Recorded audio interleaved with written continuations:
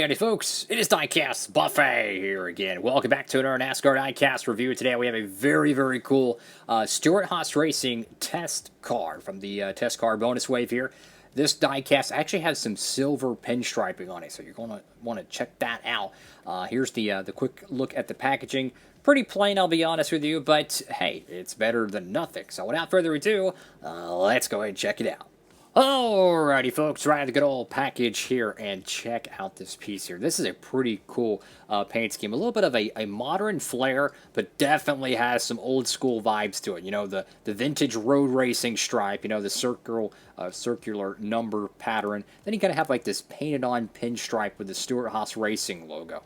Very cool looking stuff. So let's go ahead and dive into it. One thing I always liked about the Stewart-Haas Racing logo is that it really reminds me of kind of like a badge you would see on a 50s sedan. You know, the racing, the way the pinstriping works there, just really reminds you of like the Bel Airs and stuff. Pretty cool. So you can see the stripe here. It's actually like decaled silver because the whole car is obviously painted black, but it does have kind of a sparkle look to it. I mean, it looks like a silver kind of a sparkle to me. Maybe it's just the prints into the decal, but regardless, it looks fantastic. Like I said, Stewart-Haas Racing decal there. Obviously, you get the Ford. I like how that the Ford logo is right in the middle between both of the stripes. Go to the front valence of this diecast here. You got the Stewart-Haas logo again. You got looks like number 41. Kind of hard to read it there. No Sunoco decals or anything.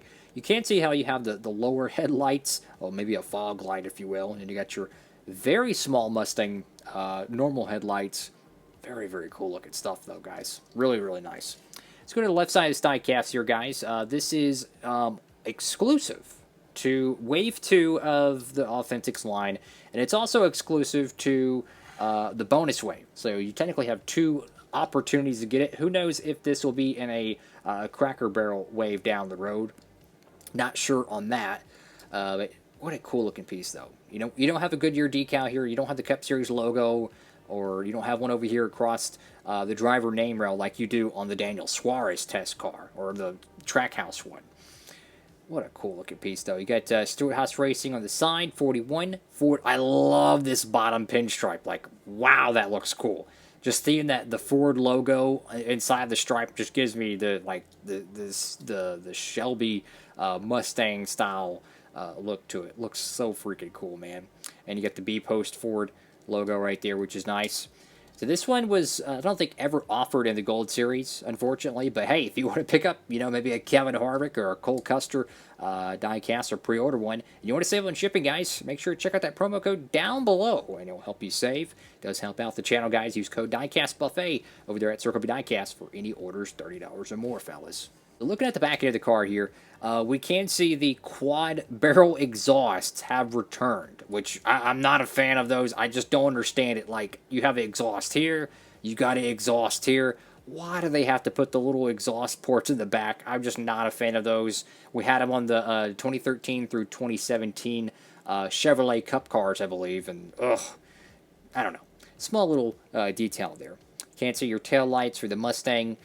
Very cool. And, you know, on the Gen 6, the whole back taillight panel, if you will, was kind of flat. Well, you can see that it's curved now on the Gen 7. So it gives it a little bit more structure, and I love that. More style points for the Mustangs.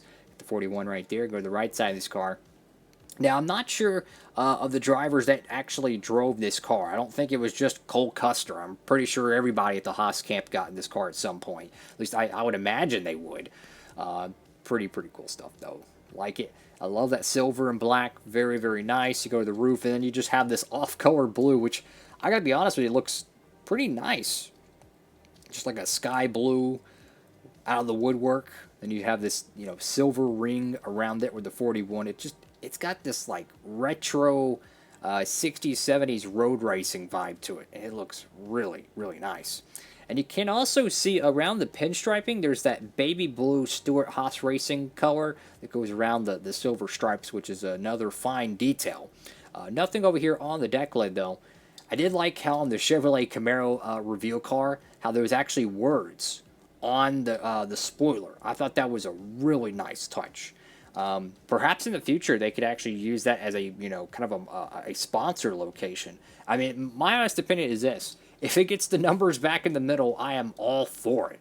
But regardless, it's a it's a good looking car. It's a cool looking car, but it's not the best test car. I think the Suarez one, no doubt about it, it's better. I think all three of the middle number placement test cars are better, but I do wish there was a little bit extra to it. I don't know. It's a test car. It's supposed to be plain Jane, but at the same time, it's not plain Jane.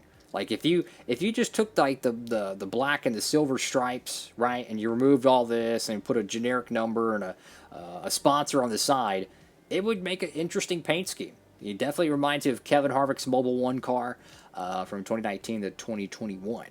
What do y'all think about this car, guys? Make sure to comment down below. I look forward to reading those. You go over here to the card here. If you haven't seen these things, they're nice. There's not much going on here. They're pretty generic, considering there's only one Camry in this whole wave. So the Camry one's kind of special, but there's a whole bunch of Chevrolets and a whole bunch of Fords, so they're kind of just pretty generic. And then you go to the back end of the card. There's nothing really going on here. It just tells you a little bit information about the next-gen car. What I would have liked to seen is either a schedule, or what I think would have been really cool as a fan of the horsepower and the mechanical side of the sport. Why not give some details about the cars? How much horsepower does it have? How many gears does the car have? How much does the car weigh? The power to weight ratio. Just give me some stats about these cars.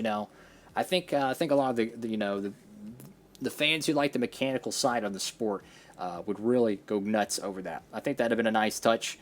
Just give it some, maybe talk about the new things with the car. The different wheel size.